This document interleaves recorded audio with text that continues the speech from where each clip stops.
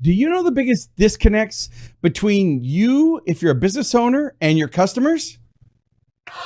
Welcome to Fordify Live with your host, Ford Saeks. Well, to help us with that topic, no other than Scott McCain, the author of multiple books. He's known for being iconic, and his new book is The Ultimate Customer Experience. So I want you to help answer that question. What are the biggest disconnects between a business and their customers?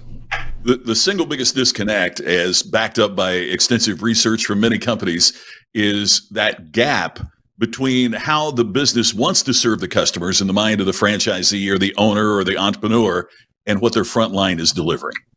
And so how do you get your front line to deliver the type of customer experience that ensures repeat and referral business? And that's where so many businesses are having so much difficulty, as you know, Ford, as you work in that every single day.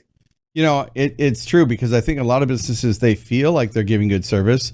If you ask the executive team at leadership, C-level professionals, how would you rate your customer experience? That, on a scale of 1 to 10, not doing the whole net promoter score, but, they would say, oh, we deliver great customer experience. And then in the reality, it's a whole different thing. And just for those tuning in, we are live right now on Fordify Live. We go live every Wednesdays, 11 a.m. We're on Facebook, LinkedIn, and YouTube. And if you're listening to this on the podcast, that's the Business Growth Show podcast. And so our guest today is Scott McCain, iconic expert, and you can find him online at Scott McCain, McKain. Okay, we got the disclaimer out of the way and introductions out of the way. So now, you've been spending so much time in your new book, of course, The Ultimate Customer Experience, which is a great read, and I think it's a must read for anybody in business or that wants to be in business or that has teams. So talk to me about the challenge in those disconnects, because we know there's a disconnect, but what's the challenge of the business owner or a franchise owner that doesn't understand there's a disconnect?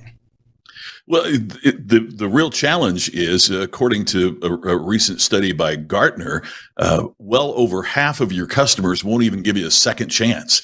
It's the first time it's crossed that threshold where over 50% of customers said if they have one bad experience, they'll never return to that particular place of business again. So you have so much as a business owner, entrepreneur, franchisee at risk if your front line isn't delivering the kind of experience that keeps customers coming back. I think there's two ways that businesses grow, and that is you get your current customers to come back more often and spend more money, and they tell their friends so that their friends come and spend money with you. So when you can grow in that manner, what's that based on? It's based on the kinds of experiences that are both exceptional enough and consistent enough that customers feel that they can refer you without worrying about how their friends are going to be treated when they come in to do business with you. So if a business, what are some steps a business owner takes? Because typically the frontline people, not in all businesses, but certainly in quick serve restaurants, fast casual, full service dining, depends on what type of business. We've got B2B, B2C customers and brands online here. They know there's a problem. There's this gap between what they perceive and what's real. And where do they start? What are the steps that they start to identify where their customer experience is now and steps to make an improvement? Well, first, I think there's one of the things that a lot of business owners don't realize, and it's a real particular danger, and that is that some of the things that we take for granted that particularly our younger employees know, they've never been taught.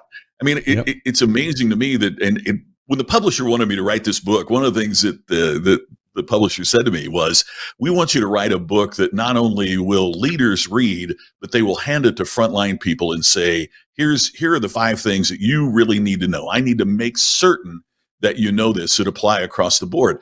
And it's amazing to me. One of the points in the book is take personal responsibility, that everybody has to take personal responsibility for that customer. And I almost didn't include that. That seems so obvious to me, right? That, you got to take responsibility for what you do. And I'll be giving that at a meeting of younger employees, and they're writing it down like it's not occurred to them before. Now, I'm not being critical of the younger generation. You don't know what you don't know. And if that hasn't been taught in the home, or if that hasn't been taught in the culture, it just hasn't been taught. But the problem is, as business owners, we want our front line to take personal responsibility to make certain that the customer gets an experience that will keep them coming back and get them to refer. That has to be taught. That has to be mentioned. So that's one of the things that is, that they may not be aware of. Another thing I talk about in the book is customers don't want us to make it right. Customers want us to get it right. And my team told me don't interrupt the guest when you're talking. So for those watching, my team always watches these Fordify. So yes, team, I heard you, but it was so quotable. I want to repeat it. So customers don't want you to get it right. Customers don't want you to make it right. They don't want you to make it right. They want you to get it right. And I when I heard it, it was so profound, and then I interrupted myself with my brain. Hey, this sounds like you and me when we're just sitting hanging out. No, I got 17 listeners. This is great. No, I got a lot more than that. We just go back, and when Ford and I are sitting having a conversation, this is how it goes. It just goes back and wait. Well, we are live, so we can pretty much get away with anything. So back to getting you back on track. So they want you to get it right. Yeah, and how many times have we seen it where, a frontline employee makes a mistake or anybody in the organization makes an error, and what they try to do is just placate that customer. Hey, here's a free dessert. Hey, here's and two things happen. One is the customer has the feeling that we never put enough effort in to getting it right the first time, right? You get the wrong order at the drive-through, and then you got to go back and they might give you a free milkshake, or they just say, oh, sorry. And you go, I just wanted the right food in my bag. I wanted you to get it right. It takes too much time for you to make it right. So focusing on the precision of our activity, focusing on what does it take every single time. A recent study reported in the Harvard Business Review said only 16% of businesses even have the list of what we have to get right every time, the non-negotiables that we have to get right every time for every customer. Man, you make the list of what we got to get right every time, and you're in the top 16%. So how do we identify what do we have to get exactly right every time, and then how do we educate our team so that they deliver that for every customer every time? That's where the ultimate customer experience comes from. All right, so everybody take notes. One of the action steps I want you to go do after this episode is go back and look at your business, map out your customer journey, map out the customer experience, and identify the elements that you need to get right so you don't have to spend time, money, and resources making it right. I go to dinner Friday night with a bunch of guys. We play poker on Friday nights, and we've been going to the same place. I don't want to say the brand because I've spoke for them before, so I don't want to mention any clients, but it's a common steak place across the country. But I went there, and we order fillets, medium rare, Caesar salads, and sweet potatoes every Friday. Like, it's every Friday. The staff knows us. We've been going there for years. But inevitably, the steaks will come out well done. And when you're spending $40 on a fillet, you want it medium rare. You don't want it well done. And so they end up having to either take it off the bill or they make another one. And even before we order, we're like, look, we don't want you to waste the money in we just want you to get it right. And I think what you said just makes that's my biggest takeaway. I love it when I have a guest on where I'm taking notes like you, and I'm going to be able to go back to my team and say, okay, when we're doing a proposal, when we're working with onboarding, when we're working with whatever it is. Now, I do that with my keynote presentations because that's on me. But Sure. But how a business owner takes care of their business isn't necessarily how their team takes care of it. So I really like that second point of you want to get it right, not make it right. That's just so profound. And it's simple but profound. That. Yeah, you just gave me though a real aha, because I do the same on the keynotes that I give. But one of the things that just occurred to me when you said that, Ford, is that one of the differences is we know with that keynote there's no make good. That's right. If we don't do it right, they won't let us go back on stage and say, "Hey, everybody, what I meant to say was." And so we prepare in a way because we know that for that audience, we only get one chance to get it right. Part of the problem is, I wrote about this in my book, All Business is Show Business, many years ago. Yeah. Part of the problem is, on Broadway, for example, they say, oh, it's opening night, and everybody's excited because it's opening night. So what if the first time that you see Phantom of the Opera is 20 years into the run? For you, that night is opening night. And the cast has to know that for that audience, it's their opening night. So everything that you did in opening night to make certain the show was perfect has to be done again, even 20 years later after you've done the show 1,500 times. That's the same philosophy that we've got to have with our customers. Is you might get a chance to make it right for the next table, right? The next table orders medium rare. You make sure they get it medium rare. Hey, that doesn't change your situation, Right. That was 100% of your experience that they didn't get it right. So that's part of what we have to educate our employees as well, is to look at every opportunity to serve the customer, as what Jan Carlson said many years ago, is a moment of truth. It is for that customer, it is your moment of truth of what you're going to deliver. Excellent. So I know you have more tips, and we can go as long as you want. So, we're live. But what I was curious about is, I might be delusional about staffing right now, but whenever I get hired for a keynote or breakout, and you and I are both in the Hall of Fame, we're both in Speakers Roundtable for keynote speaking and everything. So we've done presentations all over the globe, and we work with businesses all the time. Inevitably, on every pre-event call that I do, and I ask the client, meeting planner, the pre-event, meet the C-level executives, what are some of the top 3 challenges facing your organization? It's usually they want to grow, they want to find and retain top talent, or they want to improve the customer experience. I mean, those are the top 3 that just come up all the time. As it relates to the customer experience and employees, the challenge that I hear from the audiences and from the owners and the thousands that I speak to every year is that they're finding it hard to find good staff that actually are trained to take care of the customer, whether that's in sales or marketing or communication or whatever it is. And so obviously everybody needs to read your book. Everybody needs to train, because you just covered the key point that they need to work with their staffs to train them. Are there some other things that you can share with our listeners, viewers, and if they're reading the transcript of this, that they can do with their staff to encourage the culture? It's the workplace culture, so that the culture understands how essential it is just to take care of the customer. I mean, one of the things that we've had to do with my web team is respond quickly.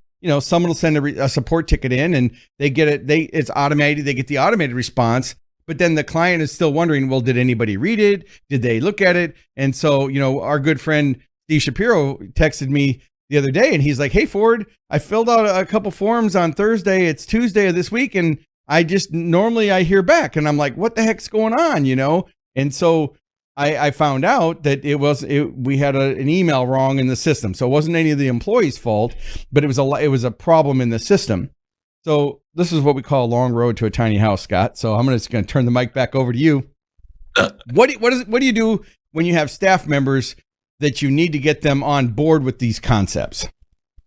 Well, there is an overriding answer, and then there's one that's a little bit more in the, you go in the for weeds. it. So let's start with the umbrella answer first, the overriding answer, and that is, how do we treat our employees?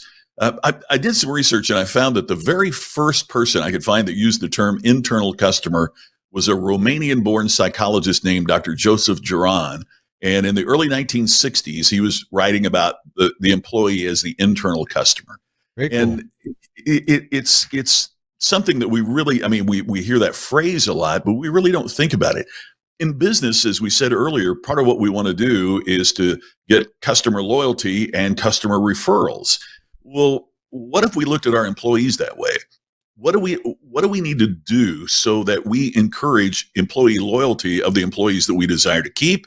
And then what do we do to be so great in the experience that we create for our employees that they are referring us to their friends? We've heard forever, you become the 5 people you hang out with, right? Financially, socially, all that. It's been accepted for a long time. Why wouldn't we assume that our great employees hang out with other great people? And why wouldn't we use them, first of all, as a way to tap into accessing other great people that we recruit to our organization? I was involved on the board of directors several years ago with a company, and we wanted to try out a novel idea, which is basically that our manufacturing plant staff became the HR department. In other words, as the business was growing and we needed to hire more people on the line, we let those folks decide who was going to be hired and who wasn't. And I remember I was just eavesdropping, sitting in on one meeting in the back of the room, and they said, "Hey, Bill, your brother's looking for work right now. We ought to give him a chance. And Bill went, oh my God, no, we'll never get out of here. He'll screw right. And so Right. the employees then started recommending our plan as the place to work. And it was incredibly successful in terms of us being able to recruit the kind of workers that we wanted to recruit. I think that philosophy could work to this day. So that's the overriding answer is how do you use your own employees and focus on their retention and focus on them as being one of the sources of acquiring new, great employees. Here's the second thing, a little more in the weeds. And in the book, I talk about this through line, and it begins with what is your customer or employee philosophy? I was on a program a few years back in Manhattan, and I was speaking at the morning session, and I knew there were a couple things on before me, and then I was do the keynote before they took the morning break. So I go down, do the sound check, and they have a little buffet breakfast going on that was optional. So I go in, and there's an older gentleman sitting there by himself eating breakfast. So I asked if I could join his table, sat down next to him. We started talking, and I said, "So tell me, sir, why are you here?" He said, "Well, I'm kind of retired from the business, but we did a lot of work with this company, and they asked me to come back and just share a few ideas." I said, "Wow, that's great." I said, "You're on the panel right before I speak." And he said, "Oh, you're going to speak." So then he starts throwing all these questions about what are you going to talk about? Super nice, super engaging. And I said, "Well, sir, what business were you involved in?" He said, "Well, I founded a company called Costco." Right. So I said, when you started the company, was there something that you said, this is it? This is our guiding philosophy. This is our guiding principle. He said, yeah. He said, it's not real elegant. I said, but because he was a real, down to earth, bottom line guy. And he said, I decided we wanted to turn over inventory and not our team. Very cool. What a cool insight. Great line. Yeah. He said, so in a wholesale, business like we have, the whole thing is keep turning over inventory. But we realized the way you did that was to make certain your team was well trained. They stayed, they knew the store, they could help people. They would recognize, business customers come back to Costco over and over again. The more you come back, the more these folks would recognize you because they've been there forever. And it's funny when you talk to Costco employees, it's a whole lot different than when you're talking to like other employees at other stores. Sure. They're well paid. They love where they work. They're treated with respect. And that came from the very philosophy of the founder. And so philosophy creates culture. Your culture can then create your strategies, and your strategies create your tactics. But notice it's a through line. So if the philosophy isn't in place, you're going to have a really difficult time getting the tactics right that your frontline customers execute every day. I was just at our friend Skip Pritchard's. Yep, I saw the photos. I'm like, Skip brought Scott in. I need to contact Skip. Anyway, good. Yeah, I saw the photos. You should be on next year. And one of the things I told Skip that I loved is you go in and the buildings are enormous. I had no idea this was such a gigantic operation. 1,500 employees just there in Columbus. Huge business. But you go in and like most businesses, they have the company values. Right. But what they've got is this huge video screen, and it says the value, and then it says this means that, and it's how that value relates to our daily behavior. So they don't just have a sign that like most companies have, integrity, treat people with respect, all those kinds of things. It translates the specific behavioral action that every employee must take part in to adhere to the company values. So integrity means that, we do what's right regardless of the policy. We take care of one another and we take care of the customers we serve. And so when you say, what's the company values, now all of a sudden the people that work there are not just saying what the value is, but how they act on that value every single day at work. I told Skip, I thought that was, I'd never seen that before. Yeah. They need to break it down to the simplest form so that it's relatable and repeatable, right? So it has to be something that they understand. I have got posters in my conference room, and we've got our mission, our vision, and our core values. And I had one of our colleagues in my office, and they looked at the core values, and I think I had 8, and he took a look at the list and said, "That's about 6 too many."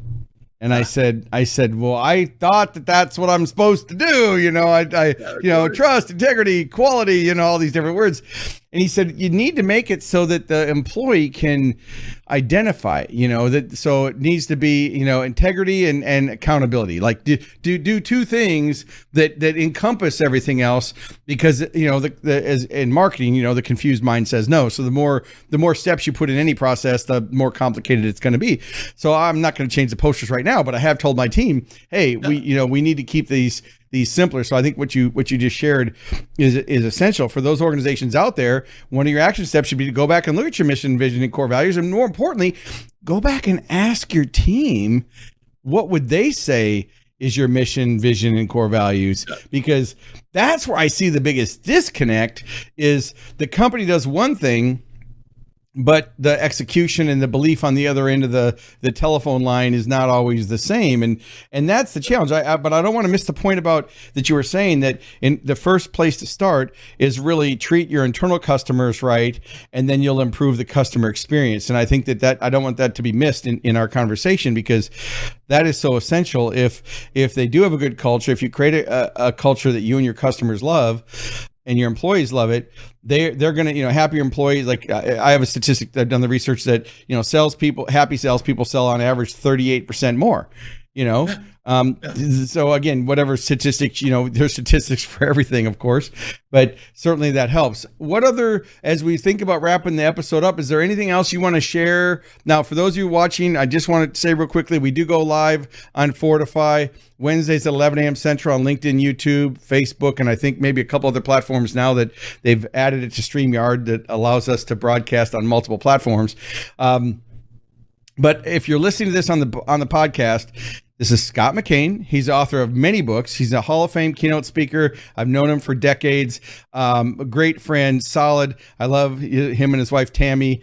But his new book, The Ultimate Customer Experience, is a must read. And of course, you can get it on Amazon, or you can get it at scottmccain.com. All right. So Scott, the customer experience, we know we have to do it with our internal staff. What are some other key thoughts before we wrap the episode up? Well, I think that one of Harvard reported this not long ago in Harvard Business Journal, to quote them again, and that is the fundamental change in B2B customer relationships today is it's becoming more like B2C. I would agree. Isn't that interesting? And at the end of the day, and I wrote about this years ago in my book, What Customers Really Want. At the end of the day, we're dealing with people, and your competition isn't. If you've got a Pizza Hut, your competition isn't just Domino's. It's every place they've ever eaten.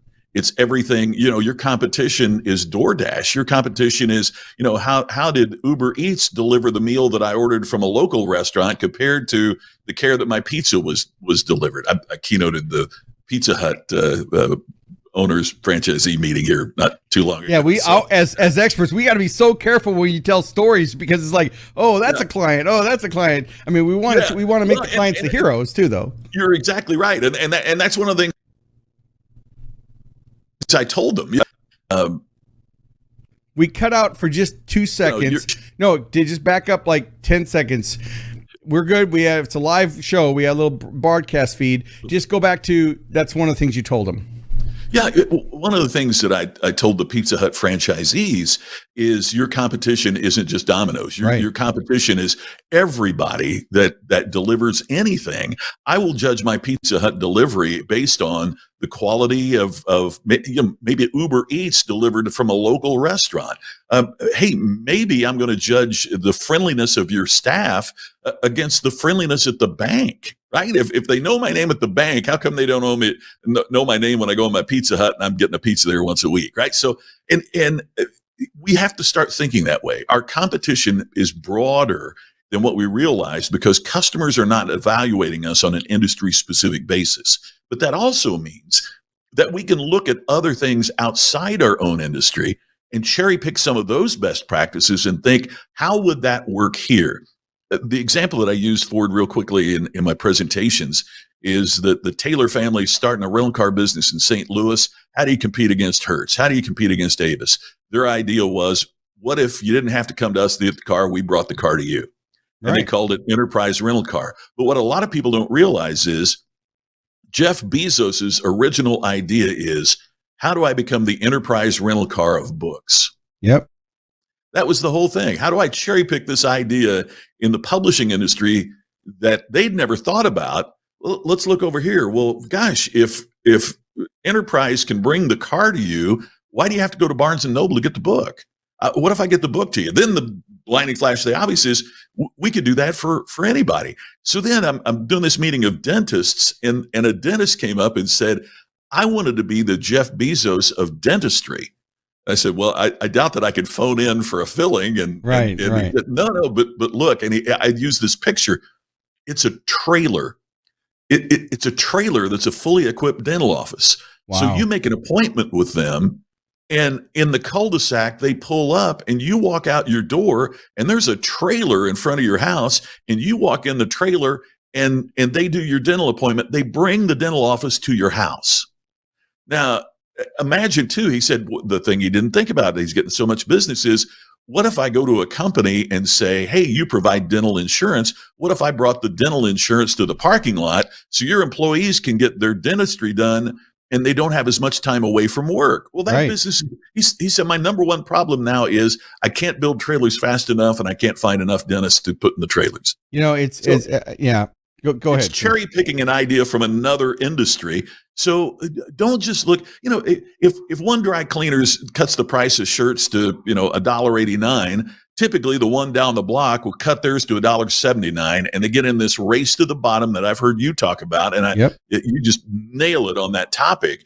Well, maybe what they need to be doing is not seeing what the other dry cleaners is doing, but thinking, if I ran this like Jeff Bezos runs Amazon, or if Steve Jobs came back, or if, what's happening at the best restaurant in town that they're getting more business, what could I learn from that I can employ here with my team to deliver the kind of experience that'll get the response from customers that we desire? As running a think tank for 3 decades now, having multiple patents and working on startups and launching things from a napkin to fruition and building businesses up and having 17 of my own, blah, blah, blah. One of the lessons I learned early on was modeling. They say R&D is, some people joke it's rip off and duplicate. No, it's, it is research and development. And it's really looking at what's already been done. When I invented my sporting goods product, I modeled what another industry was doing. There was actually, so I had a floor to ceiling pull system that could store bikes. Right. I've never told this to anybody. This is live on this episode of Fordify. I got the idea from an art gallery that used a pull system to hold. They had a pull system, and then they had 2 pieces, and they'd put the art on a pole so they could rearrange the poles. And I took the frame off, flipped the thing up, and hung 2 bicycles on it. And that was my patent, and I changed the design enough to be a theory patent and a design patent.